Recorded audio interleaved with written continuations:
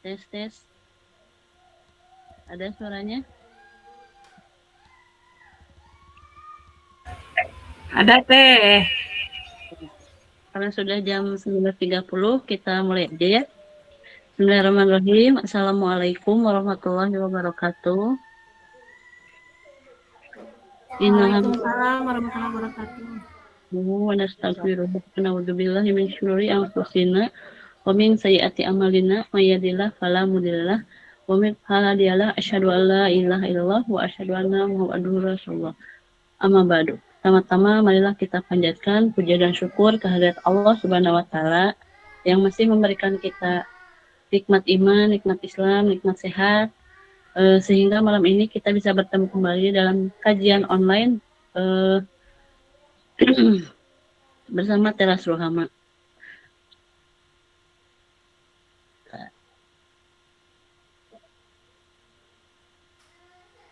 Semoga setiap langkah yang kita tempuh, setiap menit yang kita luangkan malam ini menjadi amal yang Allah catat sebagai bagian dari perjalanan kita menuntut ilmu. Salawat serta salam semoga tetap tercurahkan kepada junjungan kita Nabi Muhammad SAW beserta keluarga, para sahabat, dan seluruh pengikut beliau hingga akhir zaman. Saya Nur Aisyah Jamil, insya Allah akan menemani sahabat muslimah sekalian hingga akhir acara. Untuk memulai kajian kita malam ini, untuk mengundang keberkahan Allah, kita mulai dengan bacaan ta'ud dan basmalah bersama-sama. A'udzubillahi minasyaitonirrajim. Bismillahirrahmanirrahim. Kita sambil doa juga ya. Allahumma inni as'aluka ilman nafi'an wa rizqan thayyiban wa amalan mutaqabbalan. Rabbi zidni ilman warzuqni fahman. Amin.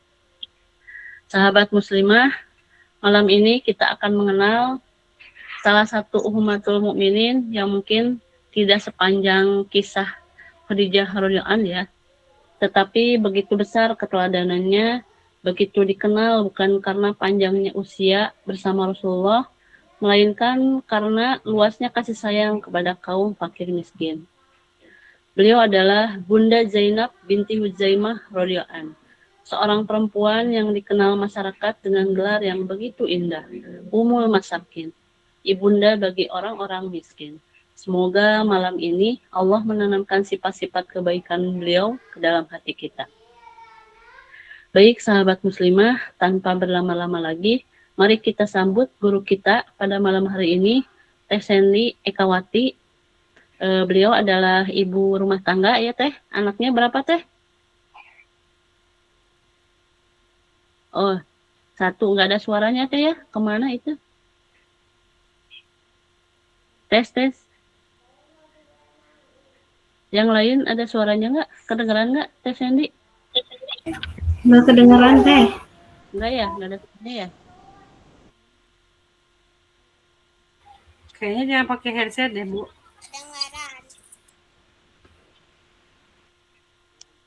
Ada suaranya nggak Teh? Nah, sekarang mah ada ya? Oke. Ya, maaf Teh Aje, bukan Ekawati, Eka Dewi. Dewi salah. Kemarin mah Eka Prayoga ya? Kemarin Eka Prayoga.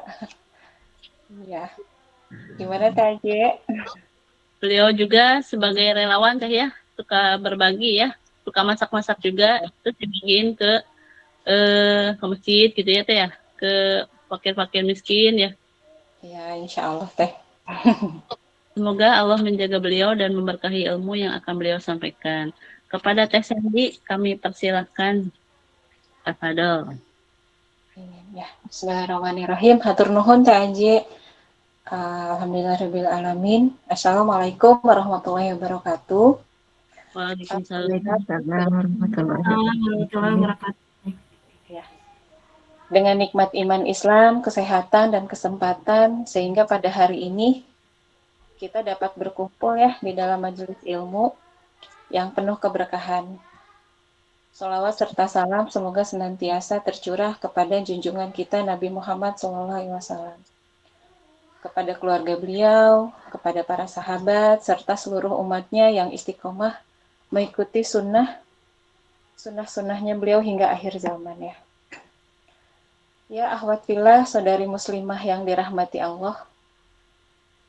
Pada kesempatan ini, marilah kita bersyukur atas kesempatan menghadiri majelis kajian ilmu ya, walaupun online gitu ya. Semoga setiap persiapan dari sebelum-sebelumnya gitu ya, niatan-niatan kita dari sebelumnya, karena ini merupakan kajian yang rutin gitu ya, sudah diadakan komunitas teras Ruhama. Mudah-mudahan setiap persiapan dan niatan yang tumbuh dari akhwat sekalian dalam rangka mengikuti kajian ini tercatat sebagai amal soleh.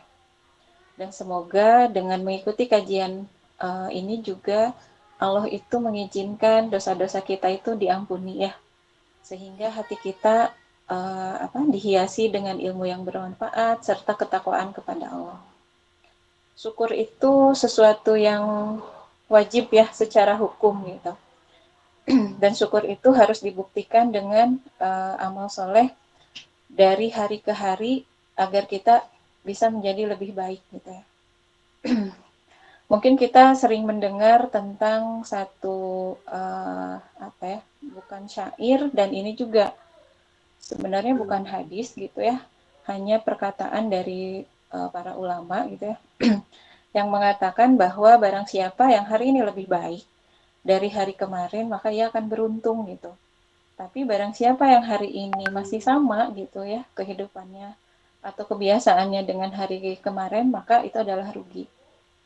Ini memang bukan hadis gitu ya, bukan perkataan Rasulullah, tapi ini semoga dengan kata-kata ini tuh kita bisa terpacu ya, tersupport gitu untuk bagaimana berupaya agar hari demi hari kita tuh menjadi lebih baik gitu ya.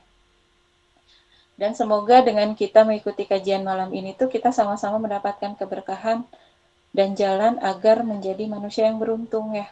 Karena dalam surat Ar-Ra'd ayat 11 tuh, sesungguhnya Allah tidak akan mengubah keadaan suatu kaum hingga mereka mengubah apa yang ada pada diri mereka sendiri.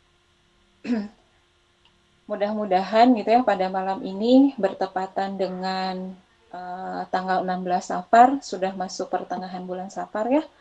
Dan bagi para akhwat yang tadi siang sudah melaksanakan saum Ayamul Bid atau saum Sunnah Senin Kamis, semoga Allah memberikan pahala kebaikan yang berlipat gitu ya, dan semoga dengan amal soleh saumnya juga menjadi jalan keselamatan kita di dunia dan akhiratnya.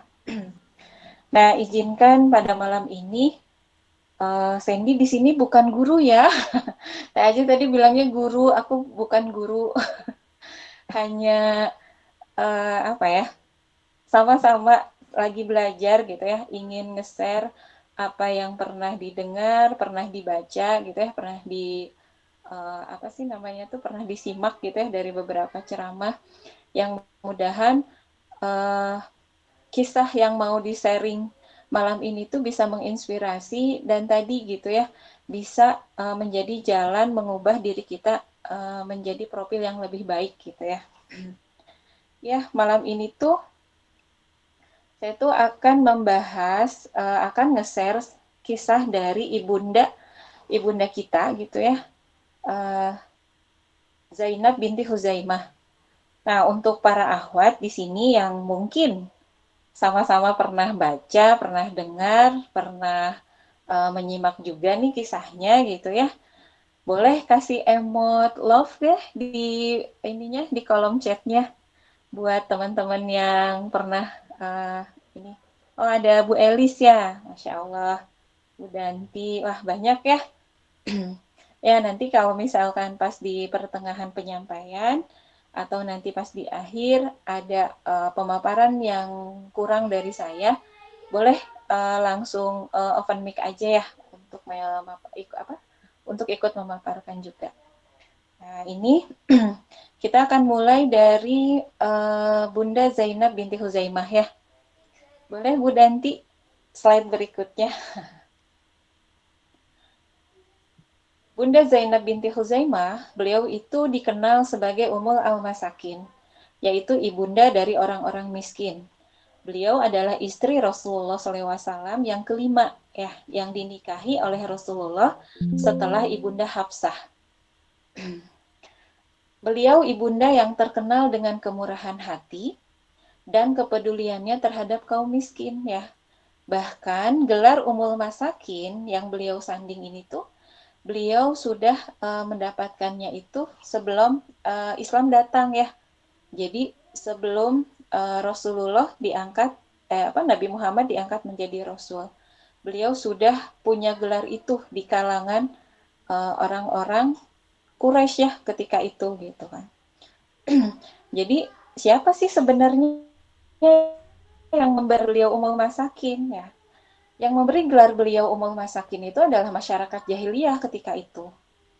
Bukan dinamai oleh satu dua orang ya, tapi masyarakat gitu ya, masyarakat kota Mekah gitu ya, masyarakat yang ada di sekitar kota Mekah juga gitu ya, termasuk orang-orang Quraisy gitu ya, yang dan beliau dikenal sebagai Ummul Masakin itu bukan hanya di kalangan para fakir miskin dan duafa, tapi kalangan pemuka Arab juga gitu ya mengakui gelar Ummul Masakin ini.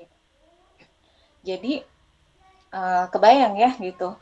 Kenapa Bunda Zainab itu bisa mendapatkan gelar Ummul Masakin gitu ya, padahal ketika itu belum Islam tuh belum ada gitu. Tapi beliau sudah melakukan banyak kebaikan-kebaikan gitu ya kepada kaum fakir miskin sampai yang mengenalnya juga gitu ya itu adalah masyarakat yang luas gitu ya di Jazirah Arab. Boleh next Bu Danti. Sudah Bu, udah pindah. Bentar, aku yang belum pindah. Di sini nggak kebaca. Sorry. Maaf. Sebentar, aku ada.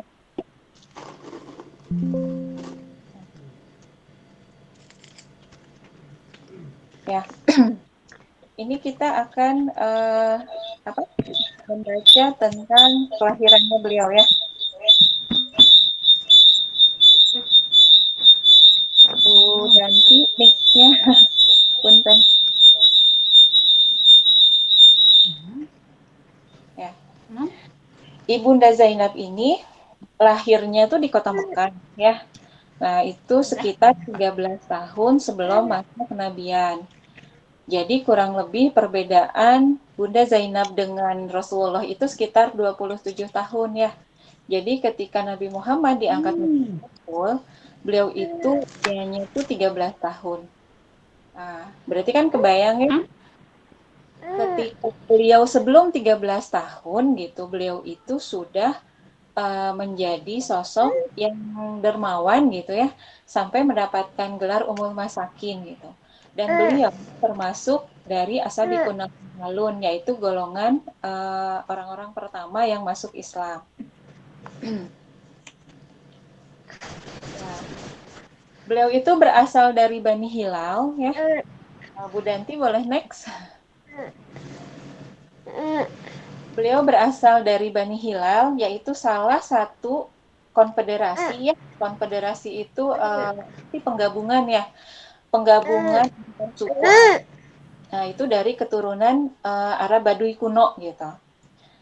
Yang sangat besar dan berpengaruh dalam sejarah Jazirah Arab serta Afrika Utara. Nah, kabilah ini mempunyai karakteristik yang gitu ya, terus mandiri, terus sering berpindah tempat atau istilahnya itu adalah nomaden gitu ya, dan termasuk kabilah terkemuka di Jazirah Arab. Nah, bagaimana nomadennya itu gitu ya? Jadi Bani Hilal ini menggiring ternak mereka gitu ya, dari satu lembah ke lembah lain gitu ya, dari satu gunung ke gunung lain gitu. Nah, itu kebiasaan dari orang-orang Bani Hilal gitu ya, dari suku Bani Hilal. Nah, yang mana dari catatan sejarah ini gitu ya, bisa dikatakan kalau salah satu sumber penghasilan dari Bani Hilal ini, yaitu penghasilannya itu dari beternak dan bertani gitu. Dan ini menjadi salah satu sumber kekayaan gitu ya, dari Bani Hilal, termasuk dari keluarganya Huzaimah ya, keluarganya Bunda Zainab binti Huzaimah, sehingga beliau dengan punya penghasilan dari ternak dan tani ini, beliau bisa mendermawakan, mensedekahkan sebagian dari hartanya. Bu Danti boleh next.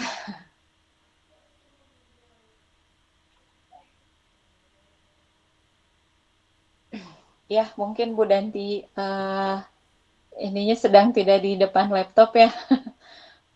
Oke, kita lanjut ke nasab ya. Nasab dari Sayyidah Zainab binti Huzaimah. Nah, ayahnya itu bernama Huzaimah bin Al-Haris bin Abdullah bin Amr bin Abdul Manaf bin Hilal bin Amir bin Sya'ah ya, bin Muawiyah bin Bakr bin Hawazin bin Masyur bin Ikrimah bin Kasafah bin Qais Ailan bin Mudar bin Nizar bin Ma'ad bin Adnan gitu ya. Dan ini masih ada ikatan dengan Rasulullah ya. Bertemunya itu dengan garis keturunan nabinya itu di bin Abdul Manaf. Jadi kakek buyutnya Rasulullah dengan kakek buyutnya Bunda Zainab binti Huzaimah ini sama gitu ya, bin Abdul Manaf. Jadi masih ada keterikatan persaudaraan ya. Nah, lalu nasab dari ibunya itu ibunya tuh bernama Hindun binti Auf ya. Hindun binti Auf bin Zuhair bin Al-Haris bin Hamatah atau Humatah ya, bin Juraish bin Aslam bin Zaid bin Al-Gaus bin Nabit bin Malik bin Zaid bin Kahlan.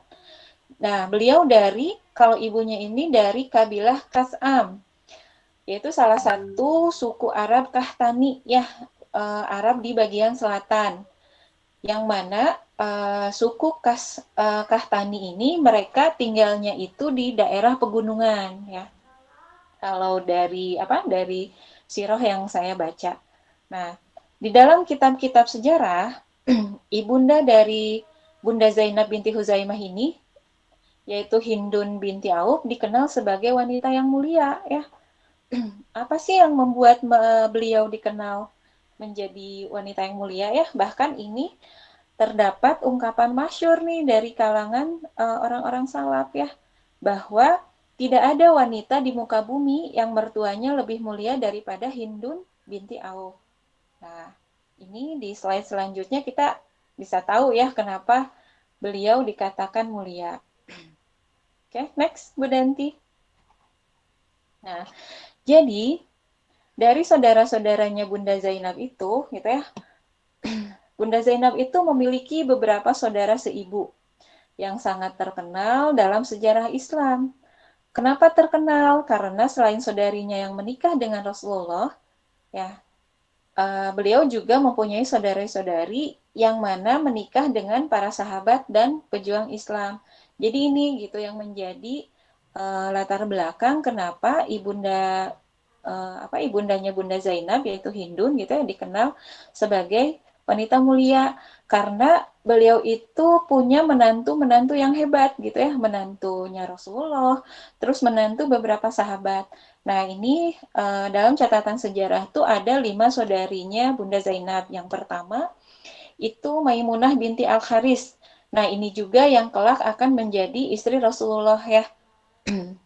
Terus yang kedua ada Asma binti Umais, yaitu sahabat Nabi terkemuka yang pernah menjadi istri dari Hamzah bin Abdul Muthalib, pamannya Rasulullah ya, dan Abu Bakar As-Siddiq.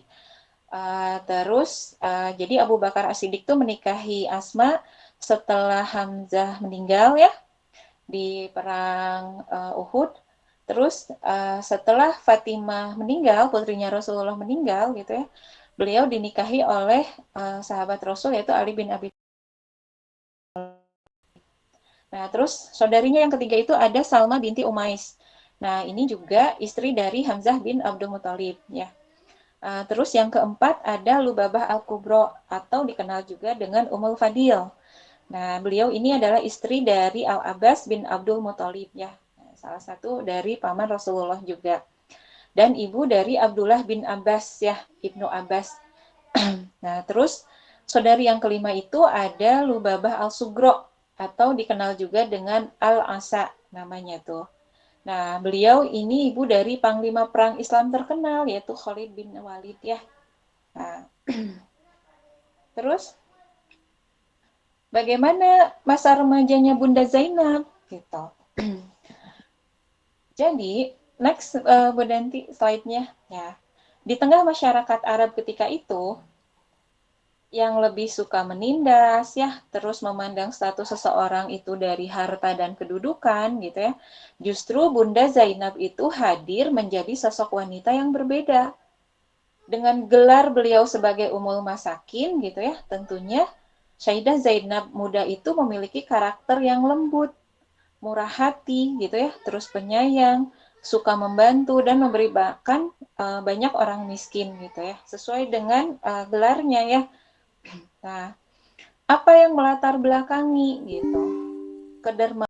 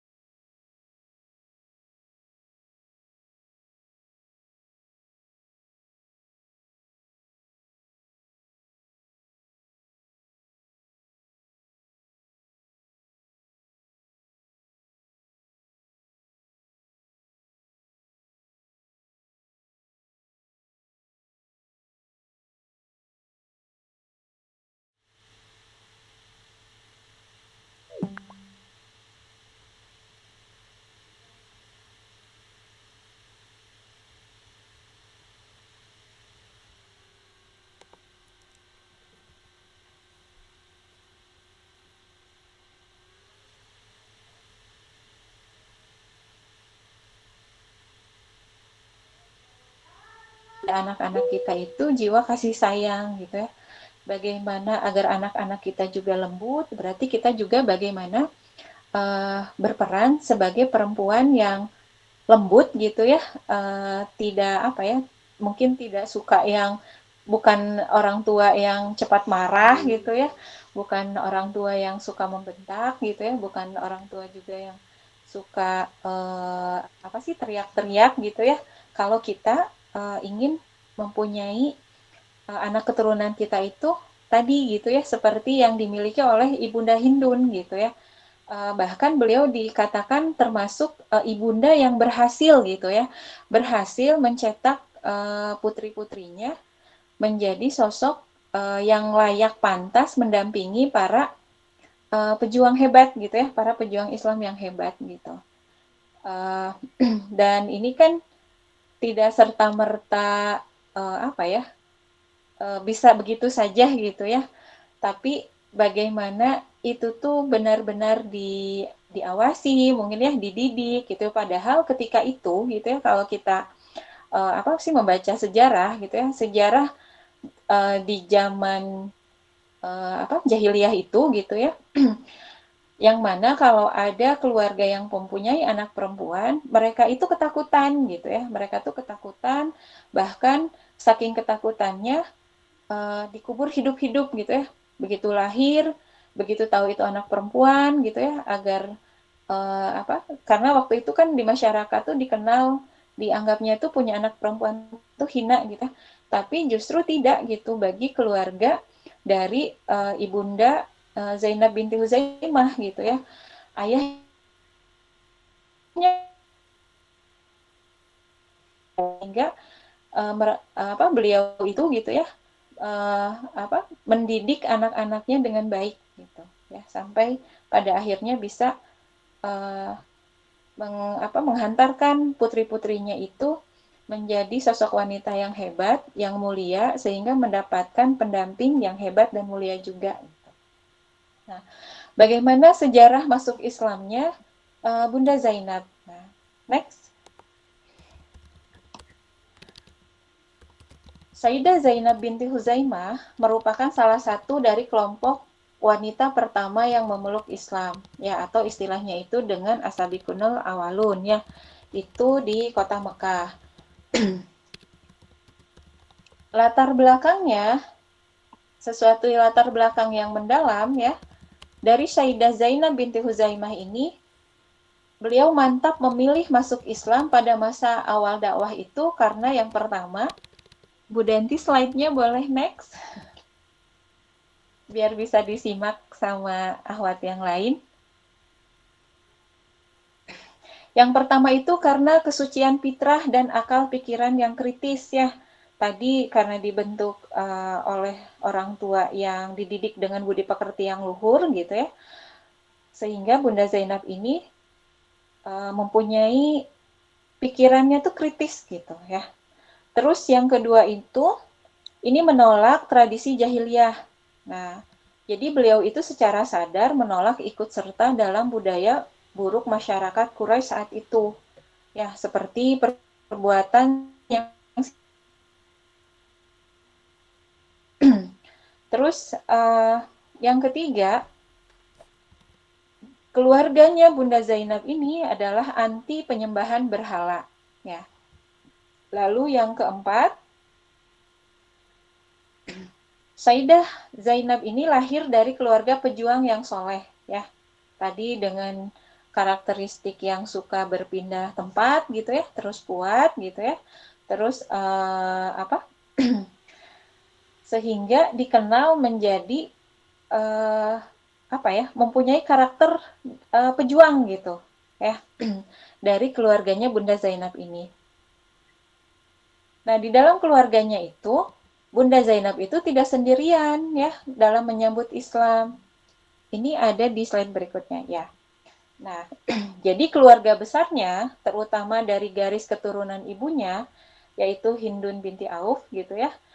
Ini termasuk lingkaran orang-orang yang memiliki pemikiran terbuka terhadap kebenaran dakwah Rasulullah.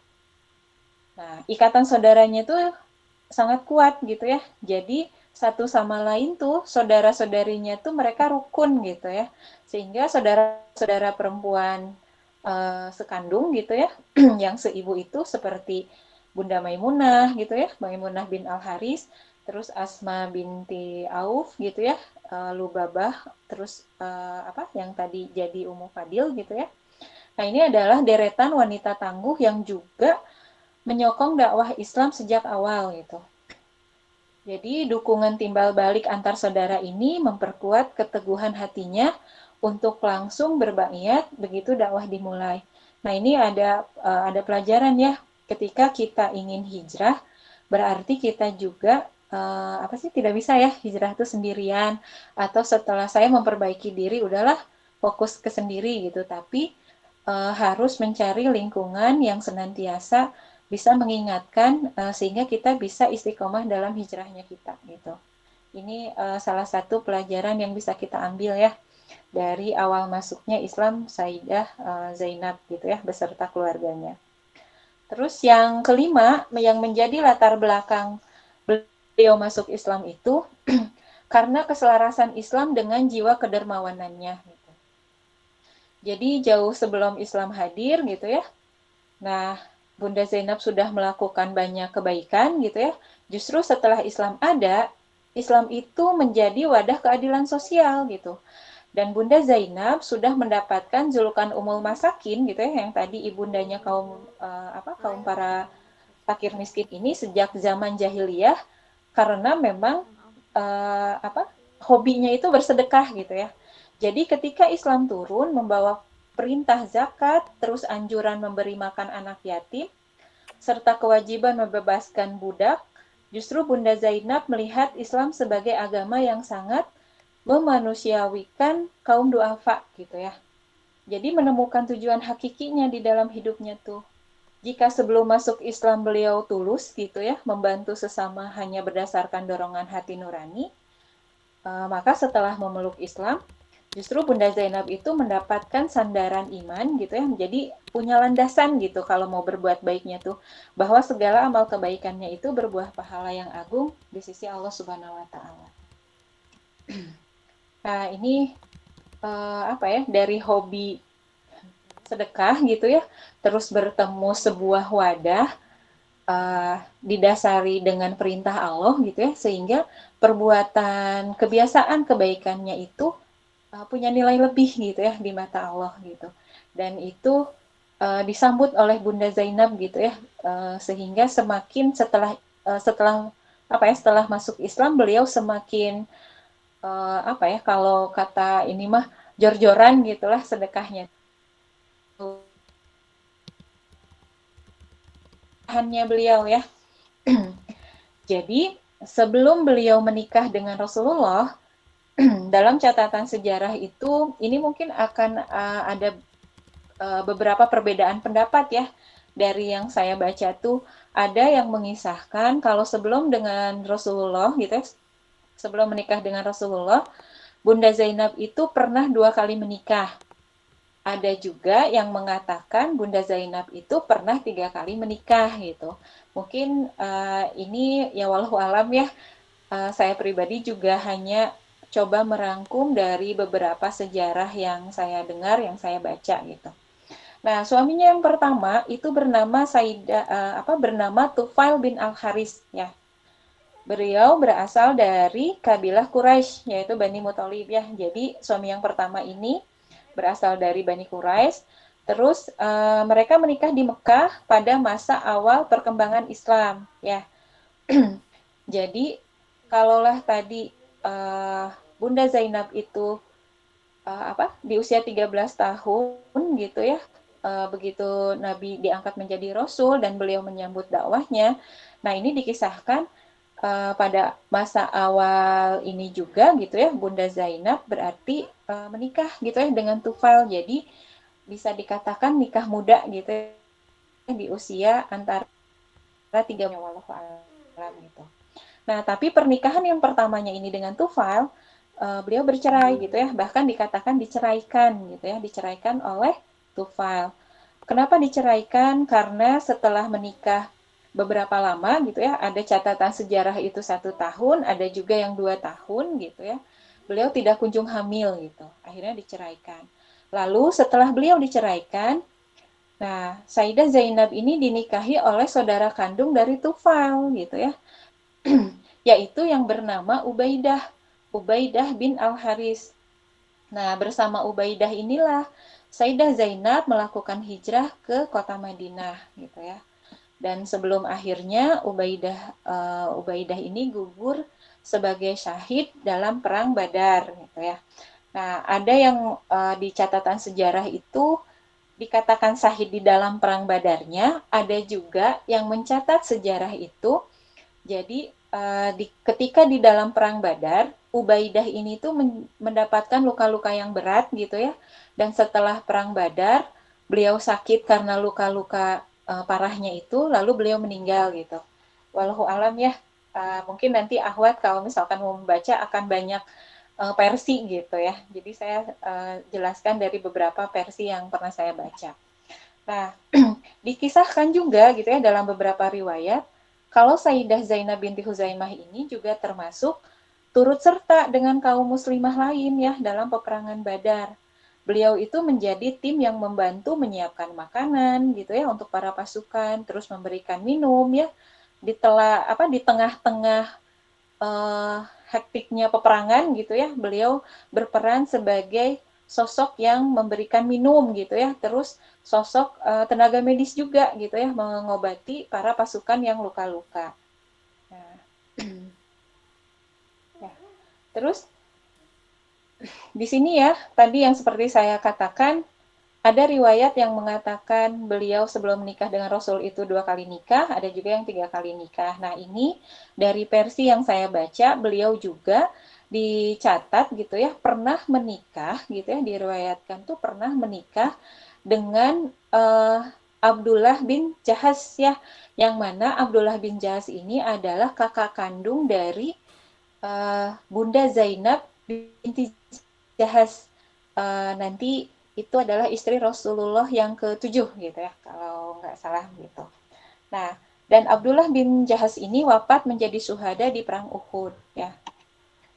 Nah, berarti kan semasa hidupnya Bunda Zainab ini pernah merasakan tadi ya, yang pertama diceraikan karena tidak kunjung hamil gitu ya, dan itu mungkin bagi perempuan sesuatu yang menyedihkan ya gitu. Terus beliau menikah dengan Ubaidah dengan sama-sama yang masuk Islam gitu ya, terus sama-sama berhijrah ke Madinah, tapi sama-sama berperang gitu ya, berada di dalam peperangan yang sama gitu ya, tapi mendapati suaminya ini meninggal gitu. Terus di perang Uhud pun gitu ya, beliau juga ditinggalkan oleh suami tercintanya gitu ya. Tapi di tengah kesedihannya ini, beliau tetap teguh kepada iman dan Islamnya ya, dan beliau tetap tegar dan tetap beramal, tetap seperti biasa yang selalu beliau lakukan gitu ya, yaitu tadi tetap menjadi umul masakin gitu ya, menjadi ibundanya para orang-orang miskin, tetap bersedekah, tetap membantu gitu ya. Dan dari mana kalau sudah menikah gitu ya, setelah menjanda gitu ya, beliau bisa mendermakan hartanya. Nah, dari catatan sejarah yang baru tadi sore saya baca gitu. Jadi Ubaidah bin Al-Haris gitu ya, dan Abdullah bin Jahaz ini tuh salah satu dari kalangan pemuka Mekah yang memang dikenal kaya raya gitu ya. Jadi ketika Ubaidah dan Abdullah ini meninggal gitu ya, harta warisannya itu diberikan kepada Bunda Zainab gitu, dan itu yang menjadi harta yang Bunda Zainab amalkan ya dengan sedekah dan infak gitu. Nah, ini pernikahan Bunda Zainab dan Rasulullah ya. Setelah ditinggal oleh suaminya gitu ya di perang Uhud, Bunda Zainab pernah menjanda selama 1 tahun ya, kalau dari catatan sejarah. Ada yang bilang 1 tahun, ada yang bilang juga hampir 1 tahun gitu. Nah, ketika itu tidak ada satupun sahabat yang mau menikahinya gitu ya, karena jadi para sahabat tuh mendapatkan informasi gitu ya, kabar kalau beliau itu wanita yang mandul gitu, sehingga tidak ada di kalangan sahabat-sahabat yang lain tuh yang kan kalau dari catatan beberapa sejarah gitu ya tentang Ummahatul Mukminin, terus tentang wanita-wanita solehah gitu.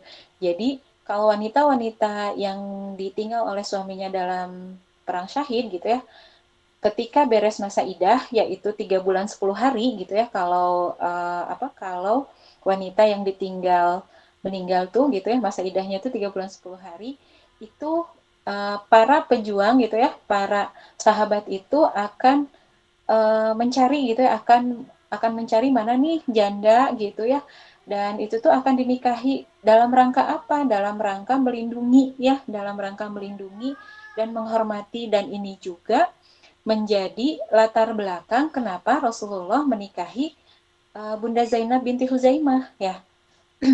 Bukan hanya karena atas kemuliaannya saja gitu ya, dengan tadi gelar Ummul Masakin, tapi Rasulullah juga sebagai bentuk penghormatan kepada beliau gitu ya, yang sudah ditinggalkan oleh 2 orang sahabat Rasulullah gitu ya.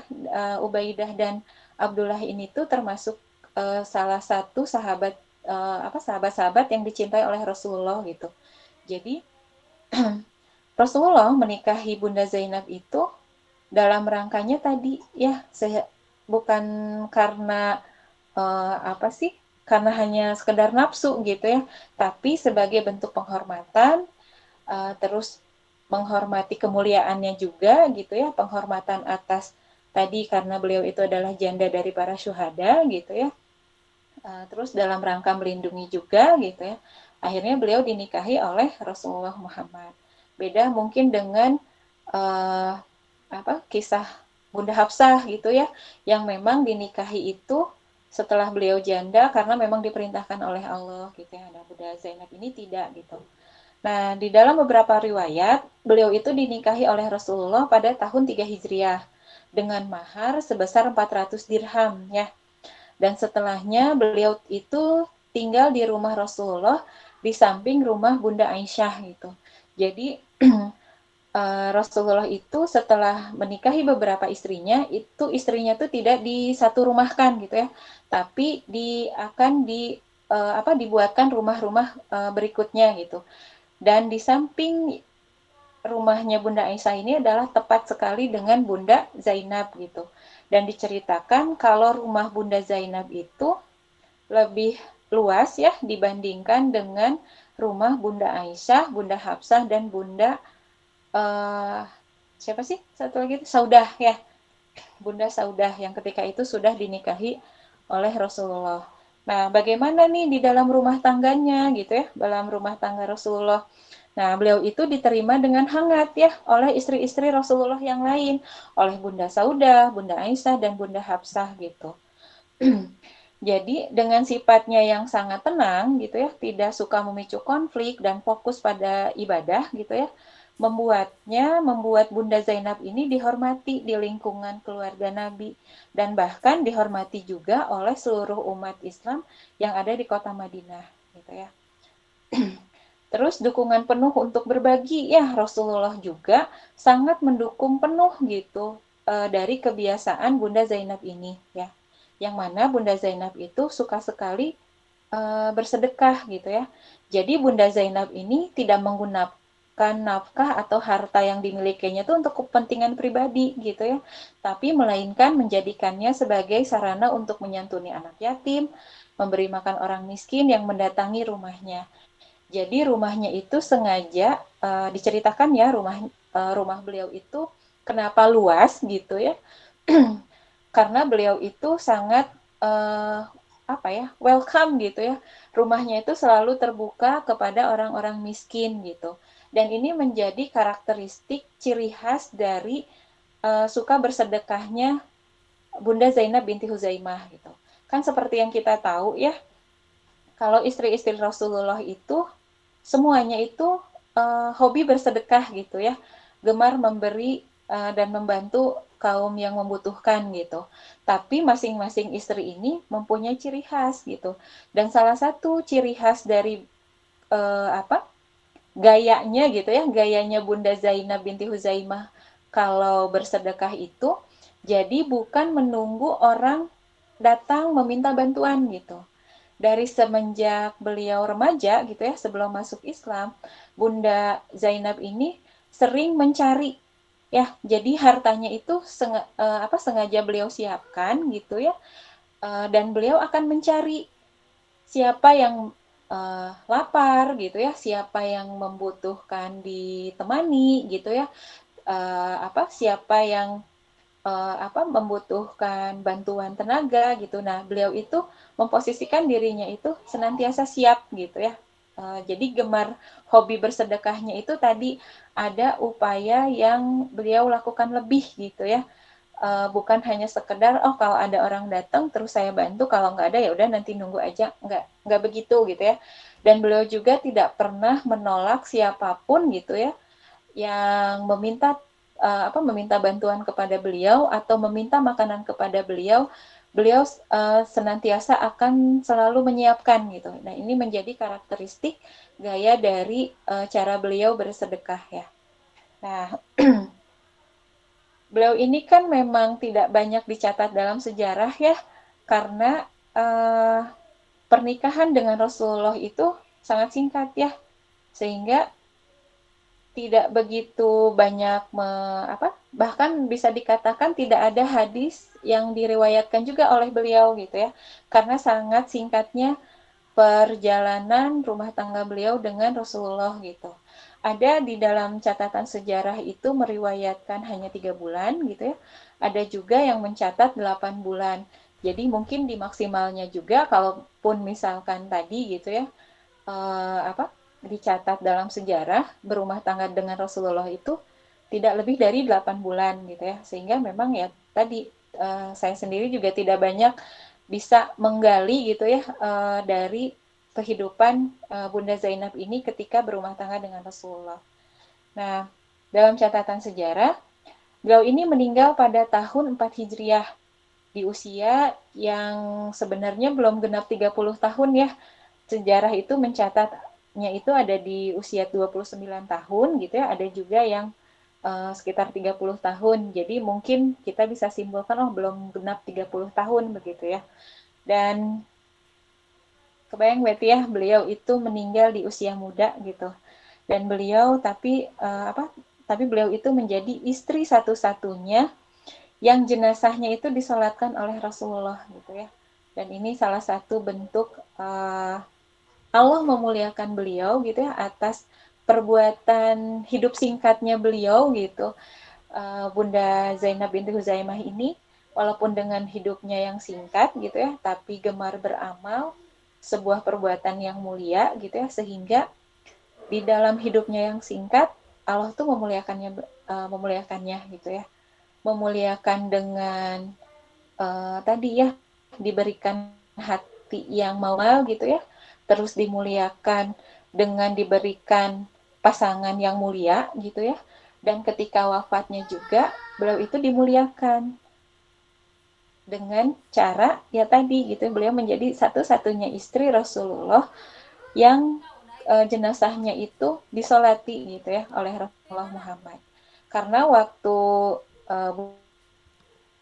gitu ya di kota Mekah itu perintah sholat jenazah belum turun gitu ya. Jadi waktu meninggal Bunda Khadijah itu tidak ada tidak disolatkan gitu ya. Hanya dimakamkannya oleh Rasulullah gitu.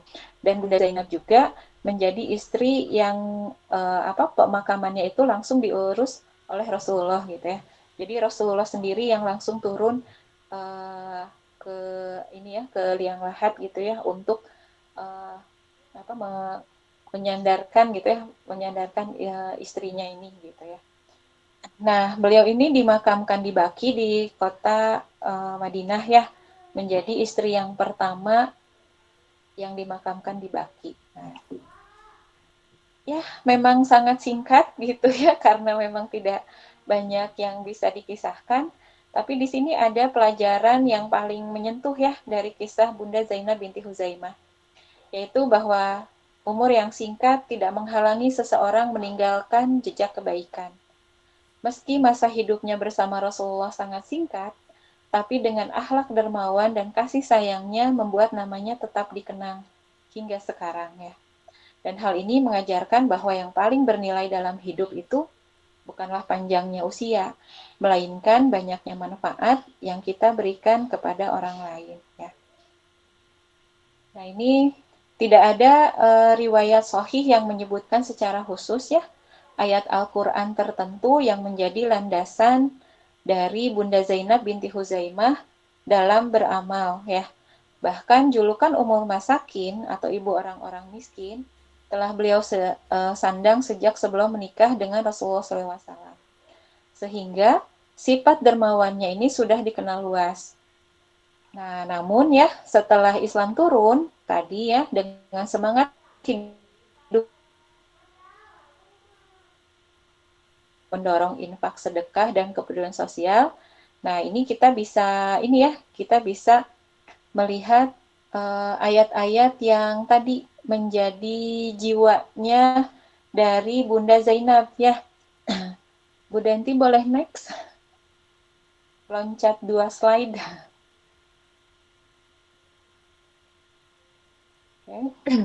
Nah, ini ada ayat-ayat yang kita bisa melihat ini menjadi jiwa gitu ya, menjadi ruh dari Bunda Zainab.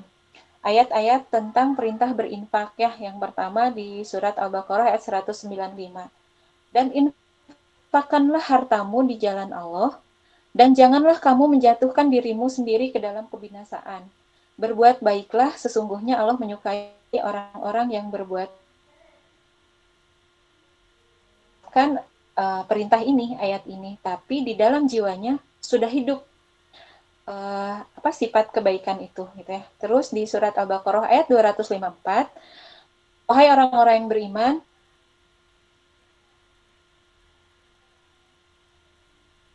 sebelum datang hari ketika tidak ada lagi jual beli, persahabatan dan syafaat ya. Jadi perintah berinfak ini itu adalah wajib ya bagi orang yang beriman gitu ya. Dari mana mengeluarkannya gitu ya? Apa harta yang harus dikeluarkan infaknya? Tadi dari rezeki yang sudah Allah berikan kepada kita gitu. Jadi rezeki yang Allah titipkan kepada kita tuh Allah pun menitipkan juga di dalam rezeki yang kita terima itu rezekinya orang lain gitu ya. Kalaulah gambarannya seperti ini ya, kalau yang saya pahami gitu. Kan di Islam itu diatur ya, zakat itu 2,5% gitu. Kalaulah kita punya uang 1 juta gitu ya, kita dapat gaji atau dapat rezeki 1 juta, terus kita keluarkan 2,5%-nya itu 25.000 gitu ya, hak orang lain, kita infakkan, kita sedekahkan gitu ya, yang 2,5%-nya itu, maka 975.000 itu bersih berarti kan, dan itu menjadi hak kita gitu. Beda dengan kalau kita masih memegang uang 1 juta itu dan itu belum kita keluarkan, berarti kita masih atau bahkan khawatirnya di dalam uang 1 juta itu justru masih kita makan haknya orang lain gitu ya. Jadi gambaran tadi ya, kalau dari harta yang mana nih yang harus dikeluarkan gitu ya, dari rezeki yang Allah berikan ya. Kalau infak itu kan memang tidak ada perhitungannya ya, tadi itu hanya gambaran perhitungan zakat ya yang saya analogikan tuh. Nah, terus di surat Al-Hadid ayat 7 gitu ya, di sini Allah berfirman, berimanlah kamu kepada Allah dan Rasul-Nya dan infakkanlah sebagian dari hartamu yang Allah telah menjadikan kamu sebagai penguasanya gitu ya. Jadi harta yang kita miliki juga itu tuh ada hak orang lain gitu. Terus di surat Al-Hadid ayat 10, mengapa kamu tidak menginfakkan hartamu di jalan Allah, padahal milik Allah lah warisan langit dan bumi ya. Nah, apa pahala bagi orang-orang yang berinfak ya? Ada di surat Saba ayat 39 ya. Apa saja yang kamu infakkan, Allah akan menggantinya dan dialah pemberi rezeki yang terbaik. Jadi ketika kita berinfak itu sebenarnya kita bukan menyumbang kepada Allah ya, tapi pure melaksanakan perintah Allah gitu ya, dan Allah suka dengan hambanya yang patuh gitu ya, taat, yang mau melaksanakan perintah Allah. Sehingga tadi di surat Saba ayat 39 itu Allah menjanjikan akan mengganti dengan Allah akan menggantinya dan dialah pemberi rezeki yang terbaik gitu. Artinya ketika infak kita keluarkan, Allah itu akan mengganti dengan rezeki kita yang terbaik gitu ya, kalau yang saya pahami dari ayat ini. Terus di surat Al-Baqarah ayat 261 ya, perumpamaan orang yang menginfakkan hartanya di jalan Allah itu seperti sebutir benih yang menumbuhkan 7 bulir ya, yang pada setiap bulir ada 100 biji gitu. Ini tuh kalau digambarkan mungkin ya nanti bisa ini ya, bisa dibantu sama ahwat yang lain. Ini gambaran yang saya pahami gitu ya, ketika kita misalkan infak hanya Rp1.000 ya, terus Allah kan menjanjikan pahalanya itu dengan 7 bulir ya. Jadi di 1.000 dikali 7 jadi 7.000 gitu ya. Terus dikalikan setiap bulirnya itu menjadi 100 biji gitu ya. Berarti 7.000 dikali 100 berarti jadi 700.000 gitu ya. Pahala yang berkali-kali lipat gitu yang Allah berikan ya. Bahkan mungkin kita pernah ya mendengar kisah di Al-Quran yang tentang seseorang wafat gitu ya, sudah diwafatkan dan beliau minta dihidupkan kembali hanya untuk bersedekah gitu. Jadi bukan minta untuk sholat gitu ya, bukan minta agar dihidupkan lagi itu untuk puasa, tapi untuk bisa melaksanakan sedekah. Mungkin gitu ya, salah satunya tadi ya, karena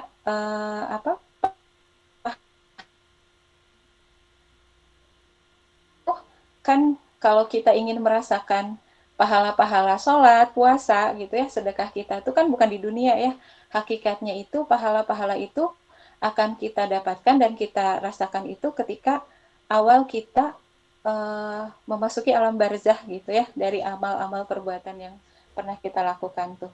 Nah, terus ada juga ayat-ayat ya yang menyatakan balasan bagi orang-orang yang tidak mau berinfak gitu. Nah, ini di surat Al-Imran ayat 180 ya. Dan jangan sekali-kali orang-orang yang kikir dengan apa yang Allah berikan kepada mereka dari karunia-Nya mengira bahwa kekikiran itu baik bagi mereka. Sebenarnya kekikiran itu buruk bagi mereka. Harta yang mereka kikirkan itu kelak akan dikalungkan di leher mereka pada hari kiamat. Nauzubillah min dzalik ya. Terus di surat At-Taubah ayat 34 sampai 35. Nah, orang-orang yang menyimpan emas dan perak serta tidak menginfakkannya di jalan Allah, beritahukanlah kepada mereka azab yang pedih. Pada hari harta itu dipanaskan dalam neraka jahanam, lalu disetrikakan dengannya dahi, lambung, dan punggung mereka. Nauzubillah min dzalik. Nggak kebayang gitu.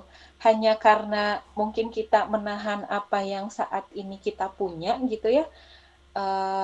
Kalaulah tadi Bunda Zainab itu karakteristik dalam sedekahnya itu beliau itu menyiapkan gitu ya, memberikan sesuatu yang beliau cintai gitu ya.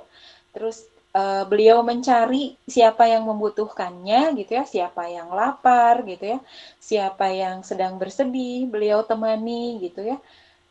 Nah, kalaulah misalkan saat ini Allah menguji kita, ada nih yang mengingatkan kita untuk mengajak bersedekah, berinfak, lalu kita menahan padahal kita punya gitu ya. Nauzubillah min dzalik ya, kalau sampai, jangan sampai gitu ya. Jangan sampai kita seperti yang ada di surat 2 ayat ini ya. Dan sebenarnya masih banyak ya ayat-ayat tentang perintah infak, balasan, dan ya tadi pahala dan balasan juga ya, hanya ini saya rangkum beberapa saja. Nah, ini juga ada ya tentang keutamaan dari sedekah ya. Ini ada di surat Al-Hadid ya ayat 18. Nah, sesungguhnya orang-orang yang bersedekah, baik laki-laki maupun perempuan, dan meminjamkan kepada Allah pinjaman yang baik, akan dilipat gandakan balasannya bagi mereka dan mereka akan memperoleh pahala yang mulia. Nah, terus di surat An-Nisa ayat 114. Nah, ini tidak ada kebaikan pada kebanyakan bisikan-bisikan mereka kecuali bisikan-bisikan dari orang yang menyuruh manusia memberi sedekah atau berbuat ma'ruf atau mengadakan perdamaian di antara manusia. Dan barang siapa yang berbuat demikian karena mencintai keridhaan Allah, maka kami memberi pahala yang besar. Ya, ini buat apa ya? Ini juga surat An-Nisa ya, ayat 114 itu salah satu dasar bagi saya pribadi kenapa saya mau berkontribusi menjadi relawan di salah satunya di Yayasan Unggul Amanah ya. Menjadi relawan untuk berbagi, membantu, menjadi jembatan gitu ya. Dan ini salah satu landasan saya gitu ya. Mungkin ada di antara teman-teman di sini yang pernah saya chatting, pernah saya WA gitu ya, mengingatkan, mengajak, hayu mau ikutan sedekah gitu ya, mau ikutan Jumat Berkah, mau ikutan infak gitu ya. Yang saya lakukan itu karena semata-mata mengikuti perintah Allah ya.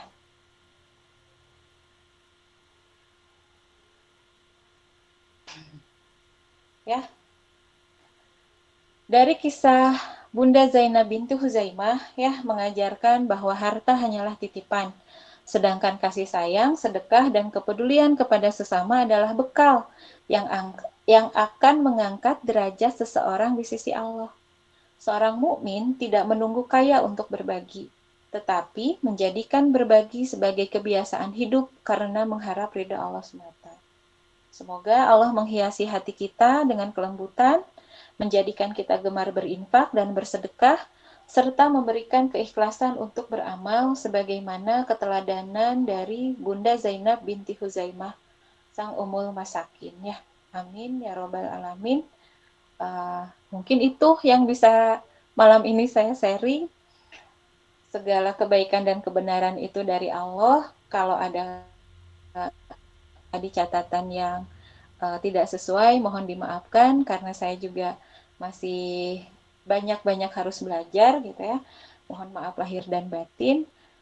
Sekian dari saya. Wassalamualaikum warahmatullahi wabarakatuh. Saya kembalikan kepada Teh Aje. Jazakillah Bu Danti sudah membantu share PPT-nya juga. Iya, Masya Allah ya, jazakallahu khairan katsiran kepada Teh Fendi atas ilmunya yang begitu menyentuh ya. Mudah-mudahan tiap huruf yang telah beliau ajarkan dibalas dengan pahala yang berlipat. Amin.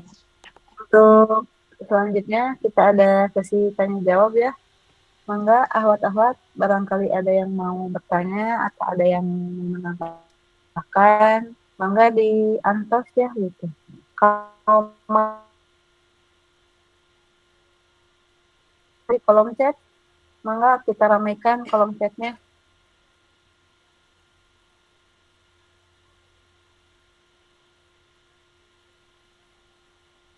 Kalau belum ada yang bertanya, saya boleh bertanya Teh?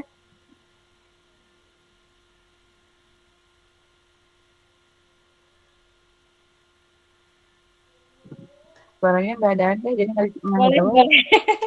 Boleh Teh. Nanti kalau tidak bisa menjawab, nih teman-teman yang lain mungkin bisa membantu. Nggak ini apa kan tadi apa namanya Zainab binti Huzaimah kan ini ya gampang banget gitu ya untuk ngasih gitu ya ke siapapun gitu ya. Tapi kalau untuk sekarang mah gitu ya ada jaringan apa kayak pengamen gitu ya kayak pengemis. Kita teh tahu mereka teh jadi sebuah profesi gitu ya, apalagi yang kayak ngamen gitu ya. Kan itu teh uangnya dipakai untuk ya untuk mabuk atau apa ya pokoknya untuk hal-hal yang nggak benar aja gitu ya. Nah, ya kalau kata teteh gitu kita kasih aja atau dah kita mah tahu itu mah buat nggak benar gitu ya atau itu mah pengemisnya jadi apa namanya teh jadi profesi gitu.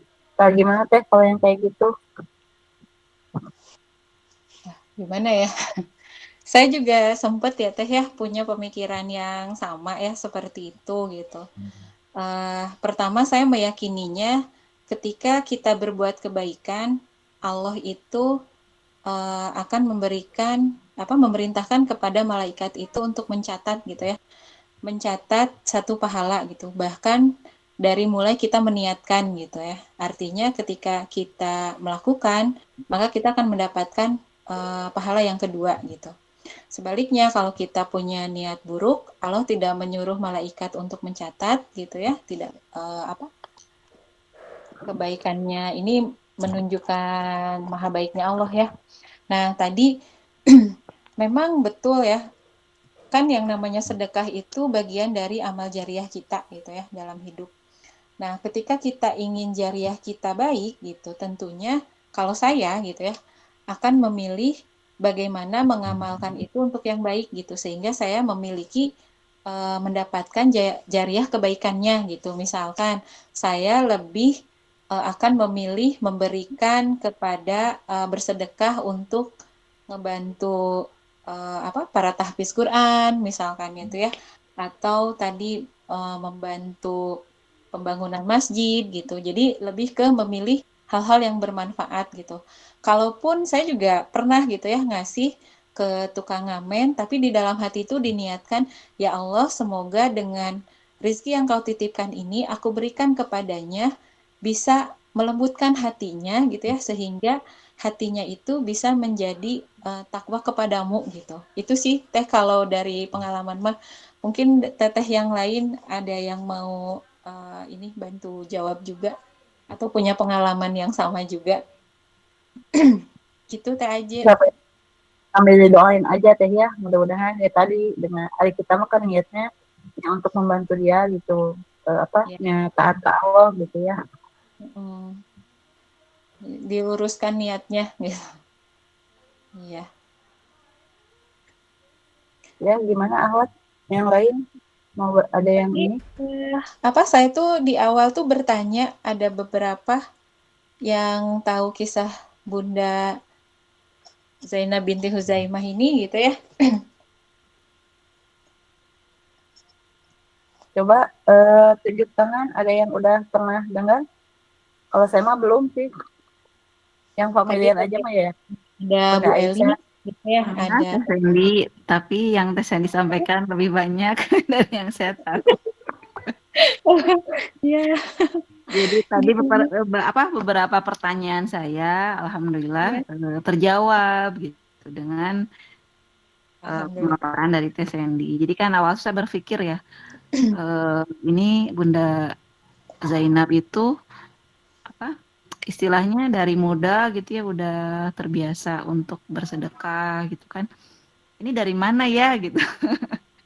Dari mana ya? Padahal kan kalau mungkin kalau Bunda Khadijah kita tahu oh ya beliau bisniswoman gitu ya punya karir. Sementara kalau untuk Bunda Zainab memang namanya juga kan saya baru dengar baru mulai dengarkan itu akhir-akhir ini ya tidak mengetahui latar belakang apakah beliau berpenghasilan atau tidak gitu. Tapi tadi pemaparan dari Teh Sandy sudah menjawab ya itu dari Ya, pertanyaan-pertanyaan saya gitu. Jadi nggak bisa nambahin Teh. Cuman mungkin tadi kalau yang pertanyaan Teh aja ya betul ya. Berarti kalau sekarang itu dengan berbagai macam kondisi ya sekarang tuh kadang kita mau menolong juga ada khawatir gitu. Kenapa? Karena kadang sekarang tuh banyak kayak prank ya atau manipulasi gitu.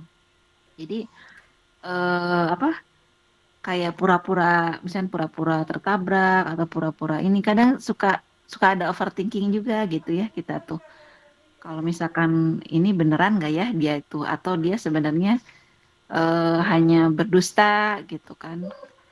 Sekarang juga memang banyak itu memang dilema dilema masa sekarang itu seperti itu gitu tapi mungkin iya, tadi jawaban dari Teh Sandy betul sih ya kalau saya lebih lebih mengambil istilahnya mengutamakan kepada memberi kepada yang memang kita yakini gitu ya kejujurannya yakini akan dipakai untuk kebaikan tapi juga tidak menutup hati apabila kita masih punya kelapangan untuk memberikan juga kepada di luar itu dengan tadi ya kata Teh aja mah ya didoakan aja mudah-mudahan tidak dijadikan apa ya sarana untuk semakin menjauhkan kepada Allah gitu atau menjadi sarana dia kalau memang dia menipu gitu ya mudah-mudahan dengan sedekah kita ada hidayah yang muncul gitu iya. eh ya itu gitu ya mungkin tadi sama jadi tidak menambahkan ini mah cuma mengaminkan yang disampaikan oleh pemateri atur nuhun Teh Sandy.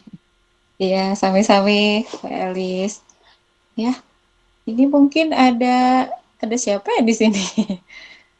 Ini ada pengunjung namanya Yusi. Ini tuh Yusi temen aku bukan ya?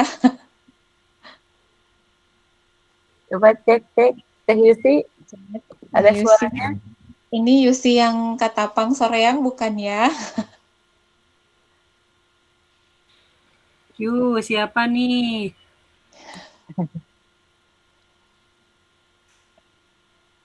Iya, Ahwat mungkin ada yang mau sharing tadi tentang apa? Pastilah Ahwat di sini juga tidak menutup kemungkinan ya. Ahwat-ahwat di sini juga ahwat-ahwat yang gemar bersedekah gitu. Barangkali ada yang mau sharing ya, Teh aja ya, dari ahwat-ahwat pengalamannya bagaimana. Teh Rina selalu setia ya di kajian online ini. Coba Teh Rina. tunjukkan Teh Rani. Rina Setia. Teh Rina. Oh, ada ya Teh Rina. Jazakillah teteh-teteh, Masya Allah, istri pertama yang Rasul Muhammad jenazahnya diurusi secara langsung oleh beliau. Dan turunnya ayat untuk bersedekah secara enggak langsung itu buat Bunda Zainab, Masya Allah. Ya, betul. Ya. Karena beliau sangat suka melakukan pekerjaan mulia ya, sehingga Allah itu mengangkat beliau menjadi istri dari manusia paling mulia ya, Teh Aje. Kalau yang saya dapat hikmahnya gitu. Oh, berarti ketika kita juga punya keinginan untuk berada di surganya yang mulia gitu, berarti bagaimana di dunia ini kita banyak melakukan amal-amal yang mulia gitu. Itu salah satu yang bisa kita pelajari juga ya. Nah, saya juga sekarang yang lagi belajar gitu teh ya, ada dengan ketika kita memudahkan urusan orang lain gitu ya, nah Allah akan memudahkan urusan kita nanti di akhirat gitu ya. Nah, saya Betul. lagi istiqomahkan untuk yang ya ketika ada yang minta bantuan gitu ya, kita permudah gitu ya, mudah-mudahan nanti di akhirat kita dimudahkan nih sama Allah. Oh ya. Oh ya, tadi ada yang terlewat ya. Jadi salah satu kebiasaan Bunda Zainab binti Huzaimah ini gitu ya, kalau misalkan ada satu keluarga nih yang beliau tuh sedang sakit gitu, Bunda Zainab itu salah satu orang yang rajin untuk menengok gitu ya. Jadi salah satu kebaikannya itu. Terus ketika ada orang yang bersedih, Bunda Zainab binti Huzaimah ini tuh beliau juga gemar menemani ya, maksudnya tuh menemani, mendampingi, mendengarkan keluh kesah dan cerita gitu. Jadi kenapa sampai gelarnya Ummul Masakin tuh tadi ya, bukan hanya suka ngasih makan gitu ya, tapi ada kebaikan-kebaikan yang lain yang lahir ini apa? Bukan hanya sekedar materi gitu ya, tapi beliau memberikan bantuan juga secara fisik gitu. Gitu Teh Aci. Tambahannya. Jadi gitu, makanya kita juga di sini gitu jangan terpaut, maksudnya aduh saya makan harta tidak berlebih gitu ya, gimana Iya. cara nolongnya tadi gitu ya, ketika ada yang ya curhat ke kita gitu ya, kan kalau perempuan mah jangan hanya ingin didengarkan gitu ya, hanya dengarkan saja gitu kan. Ya, betul. Ya, salah satu sedekah itu kalau kita nggak punya harta, dengan kita mendoakan saudara-saudara kita juga gitu ya, mendoakan kebaikan untuk saudara-saudara kita itu juga termasuk sedekah. Hmm. Itu. Ini gimana? Yang lain ada yang mau sharing? Ya mau beramal soleh ini coba kita tes. Oh ini ada nih Teh Widya, Masya Allah Teh Candy baru mau nanya nih, ingin apa teh, bentar, Ya, apa hanya dengan harta aja sedekahnya untuk meneladani beliau, ternyata enggak hanya dengan harta ya teh ya, sudah terjawab ya barusan ya, ya betul. Iya, harta aja ya. Namanya sedekah dengan senyum kepada saudara kita juga kan sedekah ya gitu. ya betul teh. Gimana yang lain ini Teh Cindy masih mau bertanya? Teh Cindy hadir?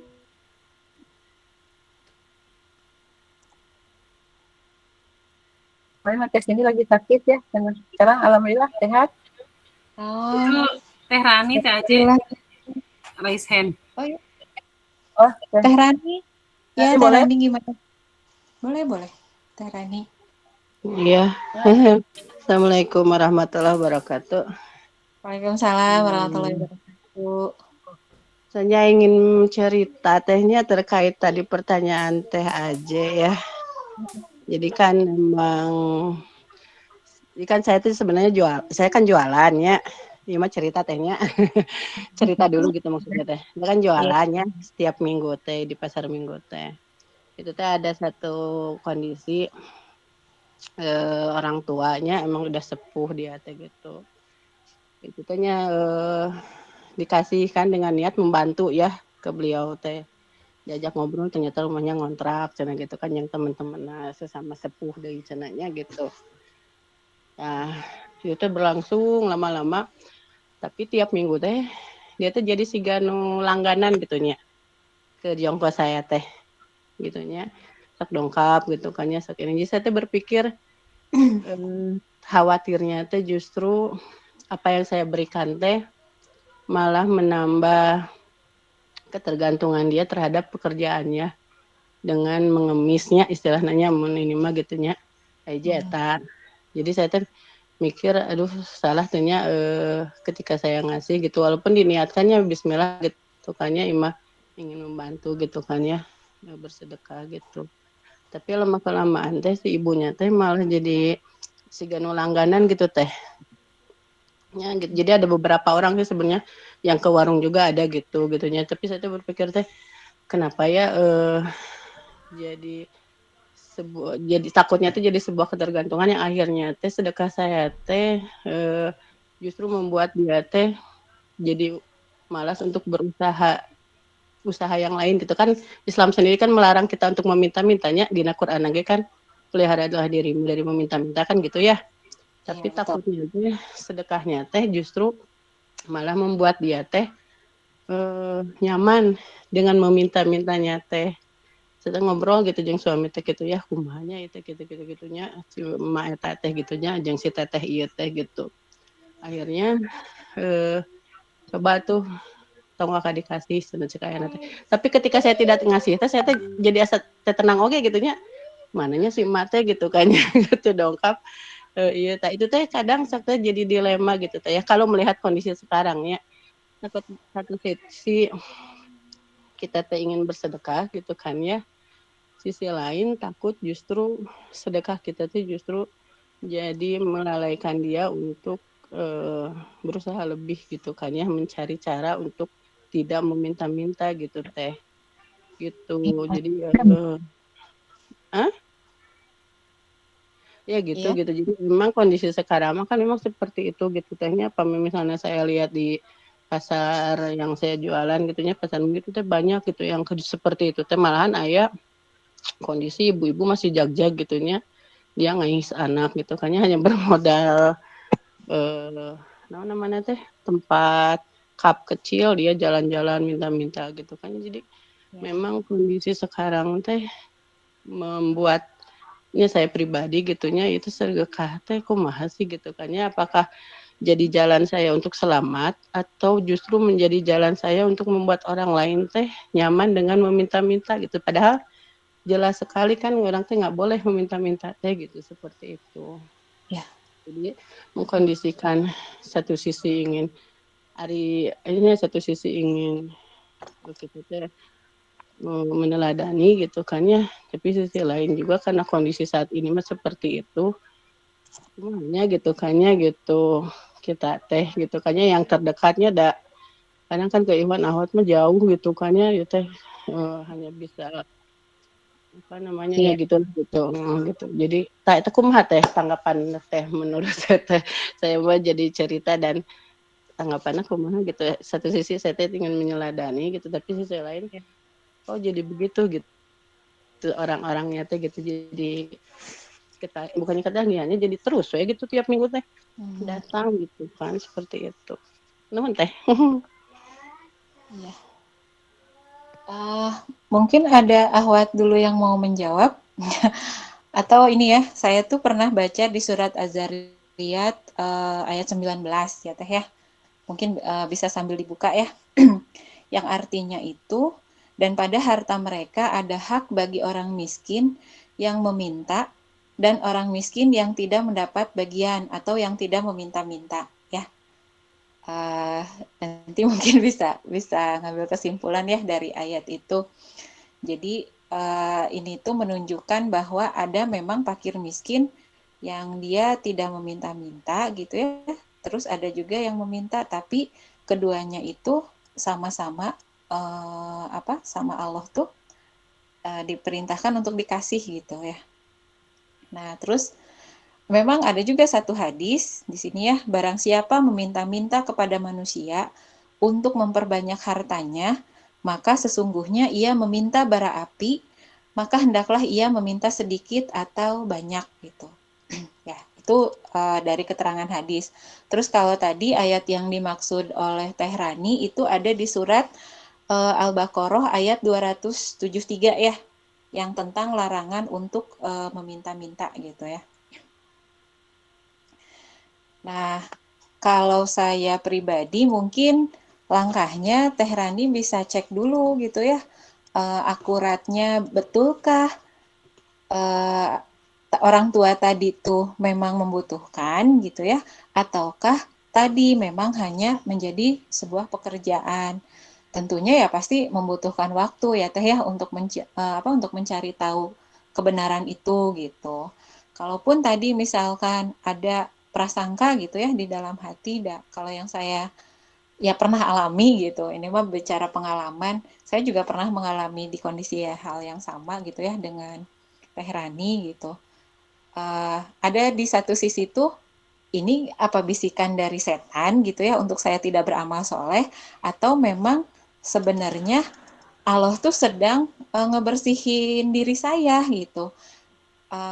Ini Allah tuh mendatangkan seseorang yang meminta bantuan gitu ya, yang meminta tolong. Uh, Seharusnya saya menyambutnya dan saya menolong dia gitu ya. Tapi di hati sisi yang lain, ini benar nggak ya? Kok minta tolongnya kok sering gitu ya? Kok jadi kayak sebuah kebiasaan gitu ya? Apa ini juga karena bisikan setan gitu? Nah, langkah yang waktu itu saya lakukan, saya memastikan betul tidaknya mereka itu butuh bantuan atau tidak gitu. Itu sih Teh kalau langkah yang saya lakukan. Cuman tadi ya, kenapa kita memberi kepada yang meminta dan yang tidak meminta, itu juga kan memang karena ada ayatnya ya. Dan mungkin kalau misalkan kita mendapati orang yang meminta kepada kita tuh gitu ya, meminta-minta kepada kita yang memang hanya dalam rangka mengumpulkan harta gitu ya. Banyak kan kalau kita dapati gitu ya ketika bulan Ramadan mendadak tunawisma tuh di jalanan teh banyak gitu ya, dan diketahui ternyata mereka tuh di kampung halamannya tuh punya rumah, punya mobil gitu kan ya, bahkan yang pura-pura dia cacat gitu ya segala rupa. Nah mungkin bisa juga ya kita ingatkan dengan hadis yang tadi gitu, kalau mungkin aktivitasnya mereka tuh meminta-minta dalam rangka memperbanyak harta, tapi kan sebenarnya di hadis itu sebenarnya kamu teh lagi meminta bara api gitu ya, mungkin bisa diingatkan gitu. Gitu mungkin Teh Rani mudah-mudahan membantu terjawab ya. Atau dari ahwat lain ada yang mau menambahkan boleh.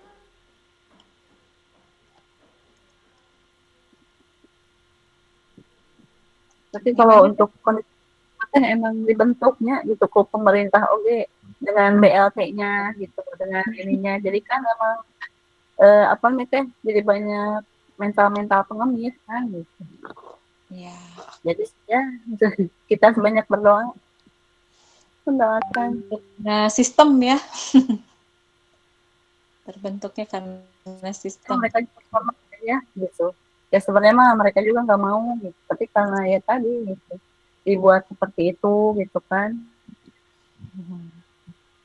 Iya.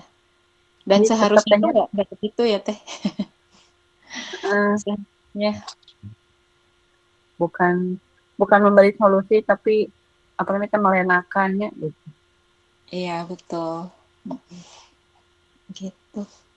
Karena sudah jam 20.53 kayaknya mah udah dulu teh yang bertanya.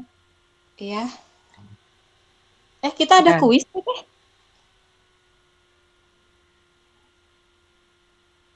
ya. Atur nuhun ya kuis. untuk Ada kuis nanya ya? yang Kuisnya Teh aja. pertanyaan ya masuk ke sesi ya gitu misalnya sebelum akhir acara kita ada kuis untuk apa biar tadi ingat ya gitu materi-materi yang tadi gitu. Gimana sudah pada siap semuanya? Karena Saya ini juga harus siap. kalau udah masuk baru bisa menjawab. Ini ya linknya udah ada di chat kolom. di dalam chat ya. Mangga, ayo kita masuk.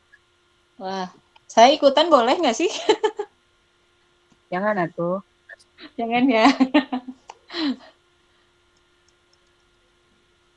Klik linknya, terus klik lagi linknya.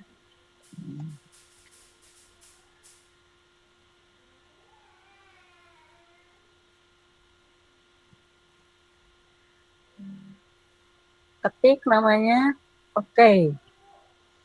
Oke.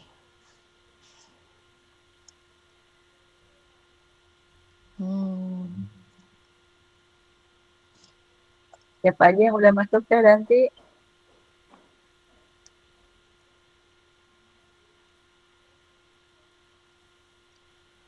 Eh, 5 menit lagi.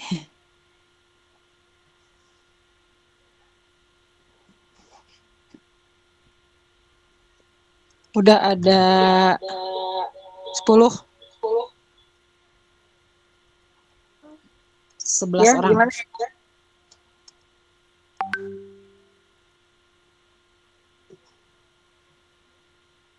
17 orang lagi. Ayo masuk.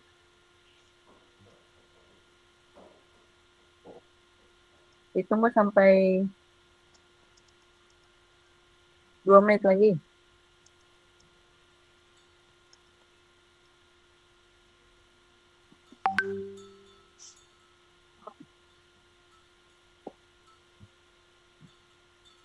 Ini ada Teh Lela. Hilal-hilal Teh Sandy. Semoga Teh Sandy. Teh Lela ini. Semoga saya pribadi khususnya pribadi sepertinya. Nah, gimana kita mulai aja Teh? Boleh Teh. Ya, siap, nanti.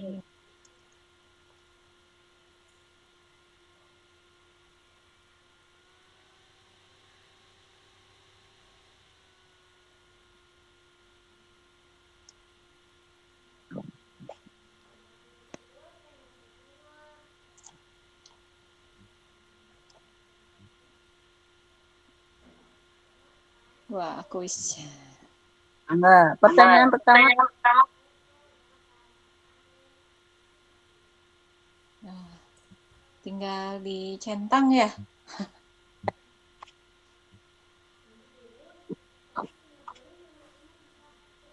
Oke, 18 detik. Nah, Masih pemanasan. Masih pemanasan. 10 besar. 5, 4, 3, 2, 1. Next. Soal kedua. Ya. Soal selanjutnya. Wah, ini ada 643 poin ya. Ini pertanyaan berikutnya. Nah. Ayo, Ahwat. Semangat. Semangat semuanya Teh. Semangat. Hikmah yang paling menonjol. Nah.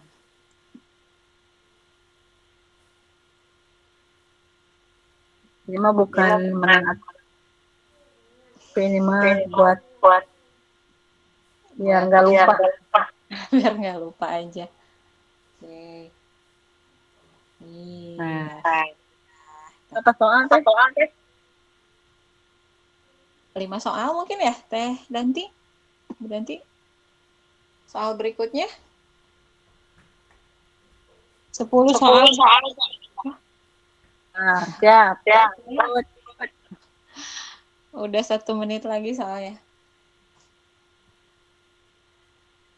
Di antara Ummahatul Mukminin, Bunda Zainab binti Huzaimah memiliki masa hidup bersama Rasulullah. Oke. Paling lama, paling singkat sama dengan Saudah, lebih lama dari Hafsah. Nah, pilihannya. Mudah ya kalau tadi yang nyimak dari awal jawabannya. Insya Allah. Ya. Semangat. Nah, 5, 4, 3, 2, 1. Next. Wah, saya nggak bisa ikutan. Nanti menang ya, Teh. Iya. Tapi seru. Oke. Mengapa riwayat hadis dari Bunda Zainab binti Huzaimah sangat sedikit? Nah, itu pertanyaannya. Nah, beliau wafat tidak lama setelah menikah dengan Rasulullah. Beliau tidak pernah belajar langsung dari Rasulullah. Beliau tinggal jauh dari Madinah. Beliau dilarang meriwayatkan hadis. Wah, ini mah udah awalnya udah langsung centang-centang. Udah jago. Iya. 5, 4, 3, 2, 1. Baik, keren. Next. Pertanyaan berikutnya.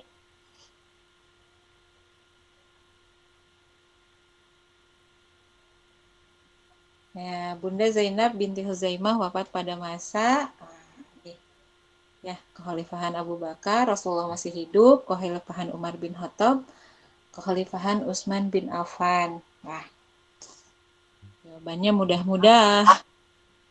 Ada yang bacain soalnya. Ya. Biar yang apa yang nggak masuk kahutnya bisa ikut nyimak juga teh. 2, 1. Oke.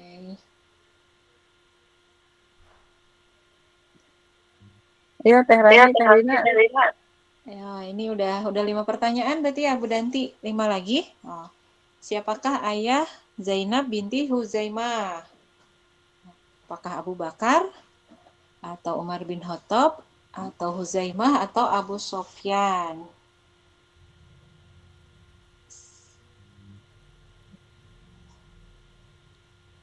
Ini untuk refresh.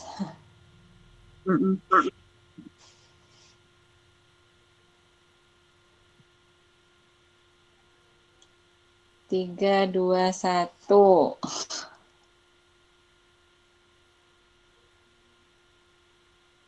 Aduh, ini siapa ya?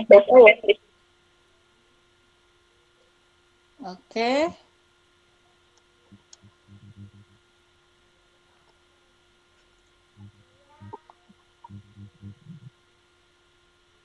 Ya, nilai yang paling mencerminkan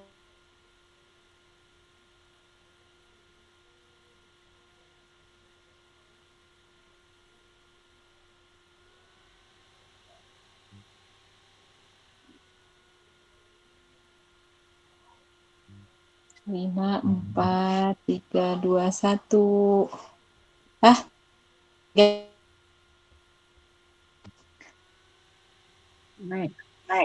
Next.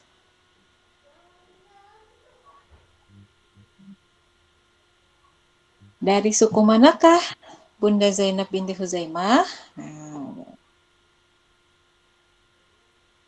Wah, ini ada Bani Hasim, Bani Umayyah, Bani Tamim, atau Bani Amir bin Sya'ah. Nah.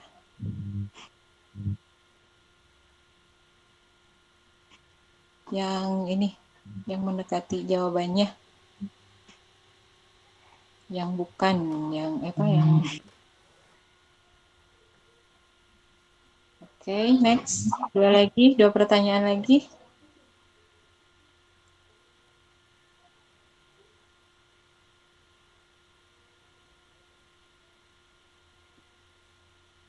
Di manakah Bunda Zainab dimakamkan? Mekah, Uhud, Taif, atau Madinah? Wah, ini gampang. Gampang sekali.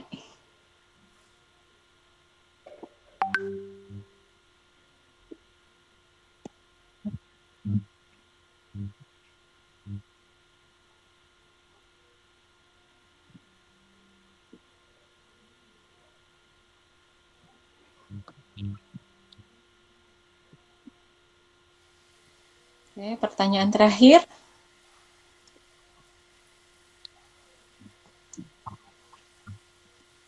Wah, udah 3.191 poin. Berapa lama Bunda Zainab hidup bersama Rasulullah? Nah, ya. 10 tahunkah? 3 tahunkah?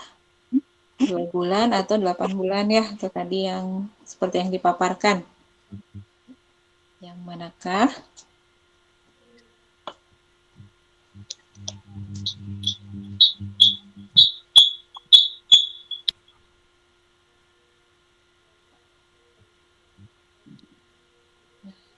Alhamdulillah. Sudah 10 pertanyaan ya, Bu Danti? Alhamdulillah. Udah beres ya? 10. Sudah. Itu ditampilkan pemenangnya ya. Coba peringkat pertamanya.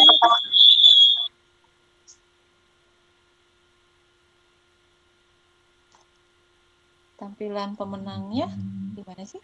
Tanza. Pemenangnya? Yang kedua. Umat Taksi. Oh, Masya Allah, Barakallah. Esanum. Saya kasih berapa ya? Berarti Pak cepet-cepet ya. Cepet. Cepet-cepet ini mah. Ya, alhamdulillah ya. Ya. Untuk yang kita ikut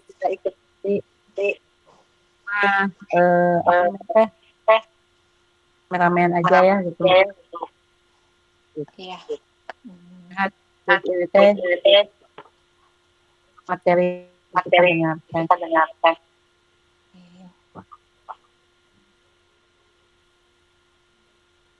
Oh iya, siap. Kita tutup aja ya Teh. Ya, karena sudah jam 9. Alhamdulillah, sampailah kita. Semoga malam ini bukan tentang salah satu istilah. Tapi benar-benar bagi kita untuk menumbuhkan hati yang lebih lembut, lebih peduli, dan lebih ringan tangan dalam berbagi. Karena kemuliaan Bunda Zainab binti Huzaimah bukan terletak pada panjangnya kisah hidup beliau, melainkan pada besarnya manfaat yang beliau berikan kepada sesama. Semoga Allah menghimpun kita bersama beliau di surganya kelak. Amin. Kami mengucapkan jazakallahu khairan katsiran kepada Teh Sandy atas ilmu yang telah diberikan, juga kepada seluruh akhwat yang telah membersamai kajian malam ini. Apabila selama saya memandu acara terdapat kekurangan ataupun kekeliruan, saya memohon maaf yang sebesar-besarnya.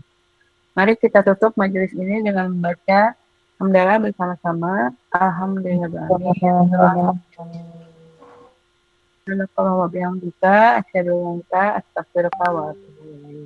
Assalamualaikum warahmatullahi wabarakatuh. Waalaikumsalam warahmatullahi wabarakatuh. Hatur nuhun Teh Aje, Teh Sandy. Kami teh.